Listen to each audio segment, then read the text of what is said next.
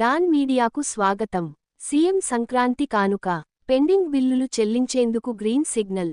సంక్రాంతి కానుకగా పెండింగ్ బిల్లులు, బకాయిలు చెల్లించేందుకు సీఎం చంద్రబాబు ఆమోదం తెలిపారు. జీపీఎఫ్కు 519 కోట్ల రూపాయలు, సిపిఎస్కు 300 కోట్లు, టీడీఎస్ 265 కోట్ల రూపాయలు. పోలీస్ సరెండర్ లీవ్ బకాయిలు 241 కోట్ల రూపాయలు. ఫీజు రీయింబర్స్మెంట్ కోసం 788 కోట్ల రూపాయలు. 26,000 మంది కాంట్రాక్టర్లకు 506 కోట్ల రూపాయలు.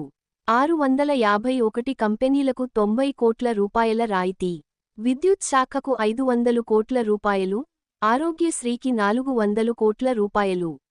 రైతుల కౌలు బకాయిలకు 241 కోట్ల రూపాయలు రిలీజ్ చేయనున్నారు.